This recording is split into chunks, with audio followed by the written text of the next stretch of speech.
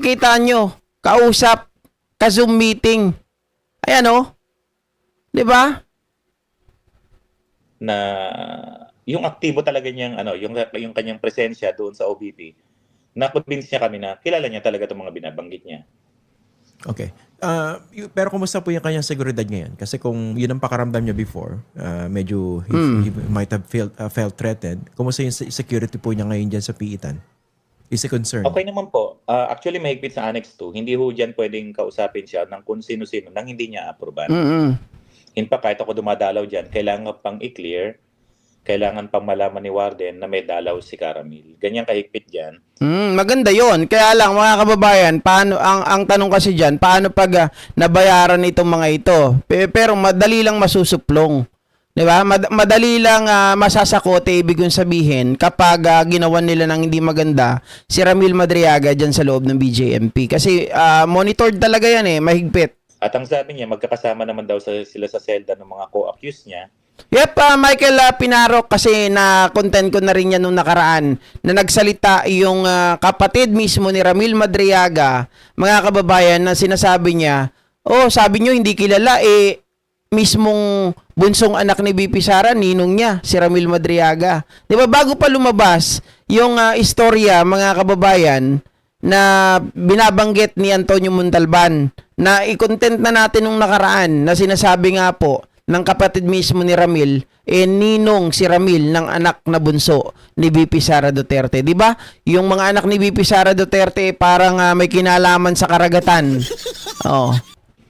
Hanggat magkasama sila, hindi na-split yung grupo nila, feel secure naman po siya sa Annex 2. Okay. Ito po, so how close was he to the Vice President? Can you give us an idea?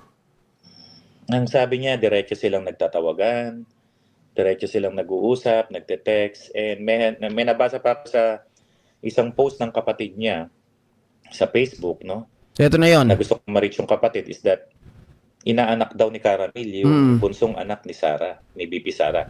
So that I would have to verify mismo sa kapatid ni Caramil. Nag-message na rin kung wala pang reply. Ganun ka-close yung relationship nila.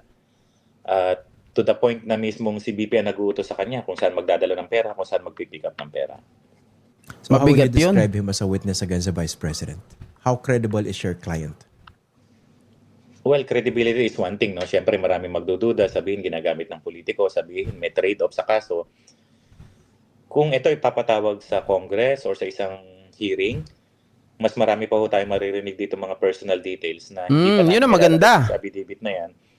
Dahil may mga pangalan pang involved na madadamay dyan sa Senado, sa iba pang mga issues na nalalaman niya. So, limitado pa lang yan, kaya may reservation siya. Na, attorney, ito muna, tapos gawa ulit tayo ng panibagong salaysay. Hoy, mga kababayan, ito na yung binabanggit dito. Ito medyo mabigat-bigat kasi merong senador na mga involved daw di umano, mga kababayan. Kaya lang, nire-reserve pa ito. So, kailangan talaga maimbestigahan. I mean, itong si Ramil Madriaga, mga kababayan, ay talagang makausap or ito ay makross-examine doon po sa maaring sa Kongreso. Mas maganda kasi kung sa Kongreso kaysa po doon sa Senado. Kasi alam naman natin sa Senado, walang kwentang kukunti lang yung may mga kwenta doon. Di ba? Ayan, nilalagyan ko na ng ng mark timeline.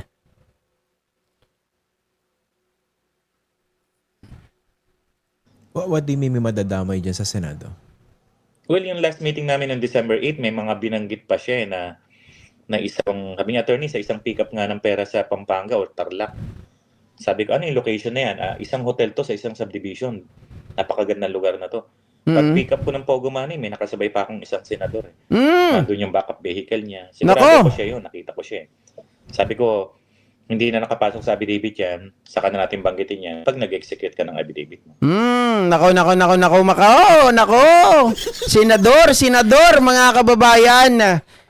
Tumatanggap din ng Pogo Money. Yung senador tumanggap din ng Pogo Money. Yan ang kwento niya. Well, according to him, kasabay daw niya. Kasabay daw niya kumukuha ng pera. And pag tinatanong ko, how sure ka na Pogo Money? Attorney, puro Chinese yung kaharap namin. Alam naman namin ang mga negosyo niyan, puro Pogo.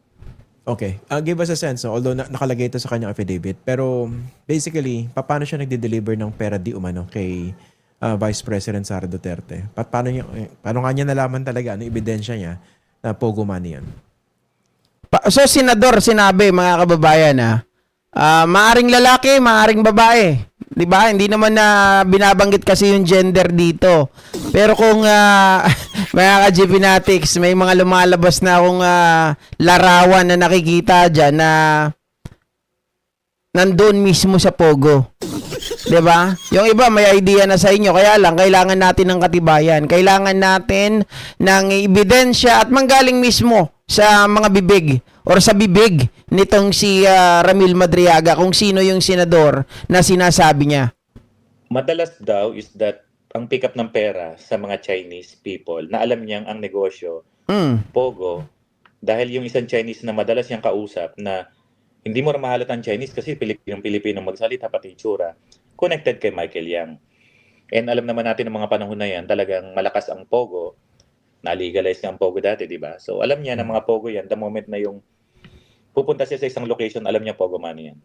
Kung hindi drug money yan, Pogo money yan, dahil laging nakadikit yung Chinese na yun kay Michael Yang. So sure siya na Pogo money talaga yung pinipick up niya.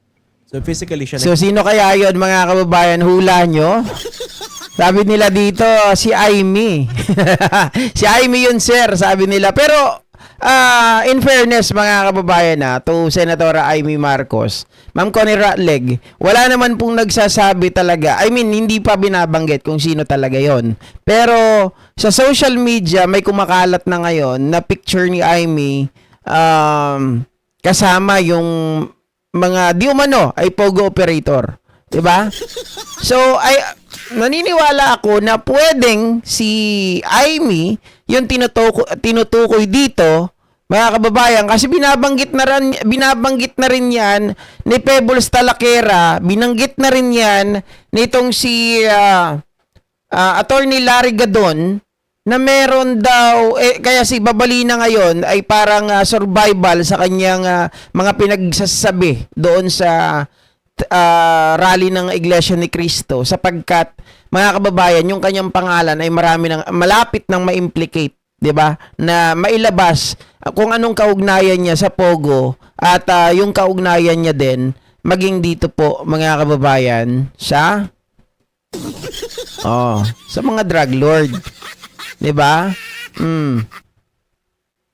pick up ng pera tapos siya nagde-deliver sa Vice President. Merong pick up and deliver, meron namang tatawagan siya at ibibigay na lang yung susi ng kotse at sasabihin sa kanya, ihatid mo sa ganitong address, sa ganitong pamilya. Ibibigay yung kotse na puno ng pera. Ang style daw dyan is that iwan na yung kotse, pati susi. And meron daw silang tagabili ng kotse na second hand, iwan na yun. Kasama na yung kotse. Meron po bang pagkakataon na yung Vice Presidente mismo yung tumanggap o nandun siya nung bigayan ng pera? Nung nag-deliver siya? Merong dyan sa affidavit na ginawa niya na at dalawang instance, yung sa BIOS na nagutos mismo si BP Sara kung saan i-deliver yung pera. Yun ang recollection ko dyan sa salaysay niya.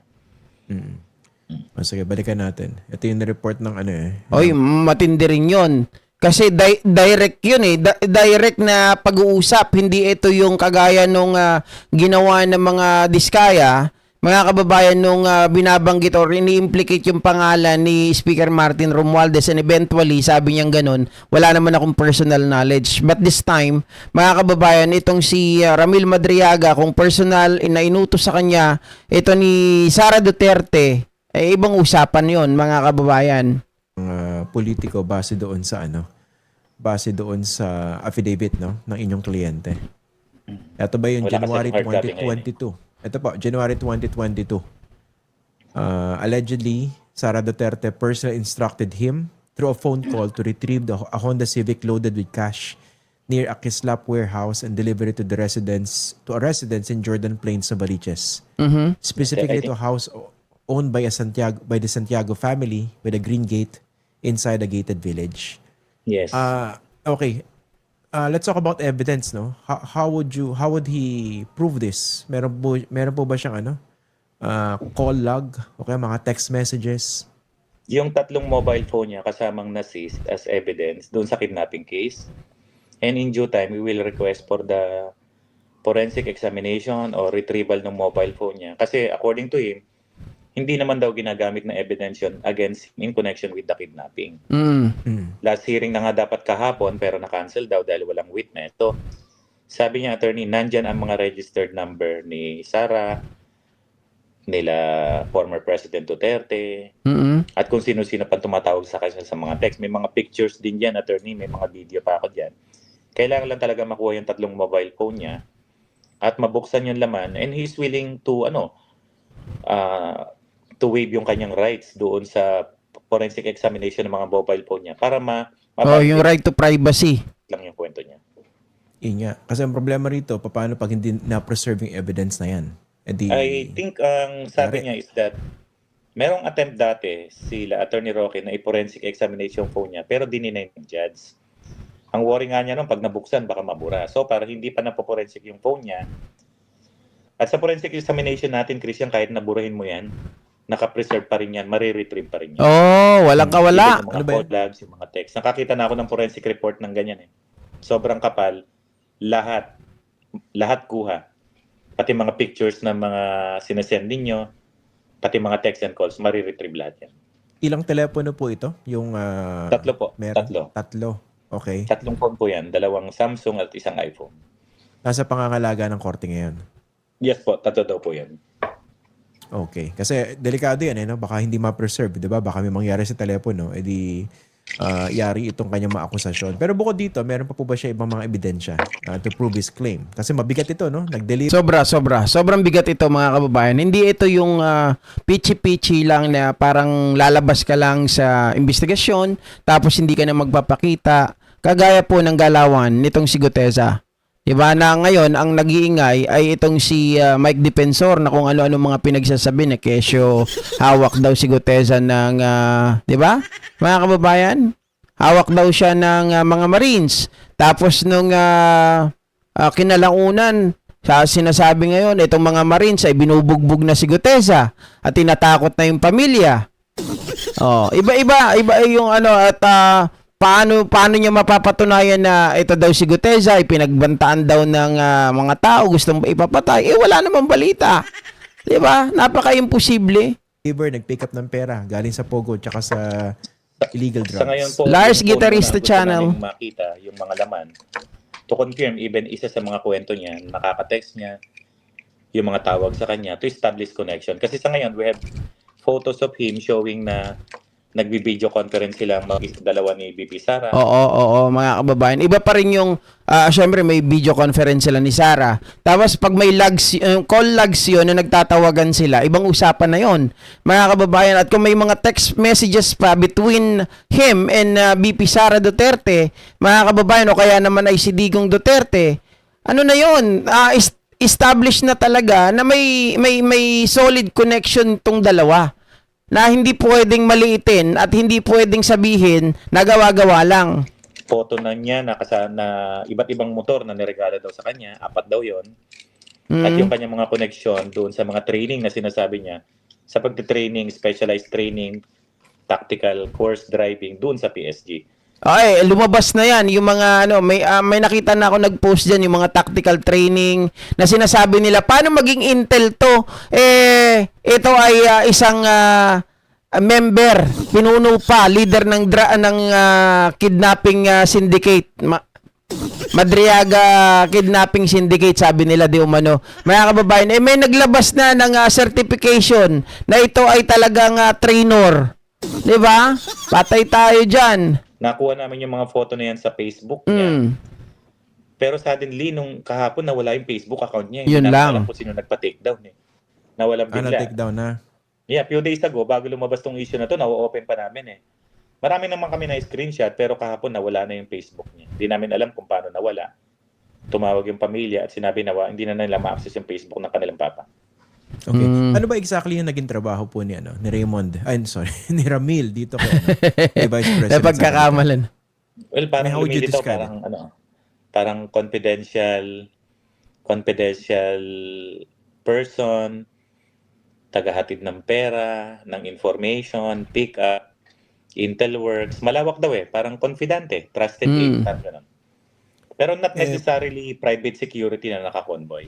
Hindi. Malawak eh. Maraming utos. Minsan si former president, minsan si BP. Kung saan siya ihagis, doon lang siya magtatrabaho. Pero wala siya sa government plantilla. So maraming alam talaga to. Okay. Pero why would the Vice President trust him? Well, ni-repair siya. Una niya nakilala si former President Duterte. Later on, ipinasa na sa anak kay BP Sara. Inga, bukod doon. Parang para pagkatiwalaan siya ng ganyang kadaming impormasyon. Hindi ko alam, no? Kasi ang sabi niya, he was endorsed by si Roy Logoles, no? The deceased Roy Logoles to President Duterte. At sinabing maasahan niya sa mga intel works. Doon na nagsimula. Marami siya sigurong nagawa para kay former president na Malamang. yung isa na ipasa siya kay Inday Sara. Malamang. Kaya mga kababayan, nung si Sara Duterte ay tatakbo na, 'di ba? Para syempre magamit nila sa Intel Works ay ipinakilala itong si Ramil Madriaga kay BP Inday Sara Duterte, 'di ba? So, meron pa siyang ibang mga sasabihin. Tama po ba? Meron pa ho, once na siguro pagbalik ko po, ma-interview ulit, magawa namin ng supplemental salaysay niya para ilahad pa niya yung ibang nalalaman niya tungkol dito sa mga Pogo money na to. Yung sa drugs po, paano ano yung ebidensya na yung ibang perang ginamit di umano doon sa kampanya ng Vice President galing po sa drug money? Jay, Pag sinabi kasi nating ebidensya, we have documentary evidence, we have testimonial, mga forensic evidence. Sa ngayon, meron lang tayo yung kanyang testimonial reduced into an affidavit form. And yung other evidence kung ano man yung mga photos and everything, mga text, nandun sa mobile phone na hindi pa namin nare-retrieve as of now. Pero nga, eventually, he can prove this? Can he prove all of these things? Yes, actually, pag makakausap mo siya, kahit paikot-ikutin mo yung topic nang wala siyang binabasang affidavit, alam niya yung buong kwento eh. Nako, mga kababayan, iba. Paikot-ikutin. Hindi kagaya nitong si Guteza na nawawala, hindi niya alam na may napuputol na pala doon sa kanyang binabasa. 'Di ba? Ibang-iba. Like you said, mga witness kailangan pambasahin by paragraph. Binabanatan mo ba? Itong si Marcoleta by paragraph. Oy, paragraph 20. Huwag ka magmadali. May napuputol eh. Ay, may napuputol pala. Basahin mo ulit, Mr. Guteza. Ha? Natawa ko dito, mga kababayan. Si Attorney Raymond Palad bumabanat eh. Sa kanya, kahit anong tanong mo, from paragraph 1 to 20, balibalik ta rin. From paragraph 20 pa talaga siya. Pinanggit pa talaga yung paragraph 20. Oh, tingnan nyo. Like you said, mga witness kailangan pambasahin by paragraph. Sa kanya, kahit anong tanong mo, from paragraph 1 to 20, balibalik ta rin mo man siya. Parang nga lumilitaw. From paragraph 1 to 20. Hindi, interview ako na ngayon nagko-cross-examine sa kanya eh. Oo. Easy to say, difficult to prove. Sabi niya, attorney, kaya kong patunayan yan, kunin mo lang yung phone ko. Ilalabas ko lahat yan, sabi niya. Inga, ang problema dyan, ibig sabihin, alam na ng ano. Well, hindi naman makukuha basta-basta yung phone na yan kasi nasa custody ng court yan. It has to be through a motion to retrieve the mobile phone and to subject it for forensic examination. Once na makuha namin yan, bubuksan namin yun, then screenshot, i-print for comparison. Okay. Ang mahirap kasi dito, paano pag gumalaw ang pera, 'di ba? Kahit sabihin natin nasa kustodiya ng korte, paano kapag halimbawa itong desperado na yung galawan ng mga ito at ipanakaw yan, o kaya naman ay mga kababayan, 'di ba? Pag lumabas na ninakaw yan, iba na ang iisipin ng tao, talagang gusto nilang pagtakpan yung mga pangyayari. O kung halimbawa naman ay hindi na retrieve, 'di ba? Hindi na retrieve yung mga photos, videos at any evidence doon sa phone, mga ka-GPnatics, maaaring merong gumalaw, merong mga pera na lumabas, 'di ba? Na merong mga na under the table. Oh. Sabi ni Buboy Peras, kailan kaya makukulong si Marco Beta? Hindi ko rin alam eh. Gustong-gusto ko na rin yan eh.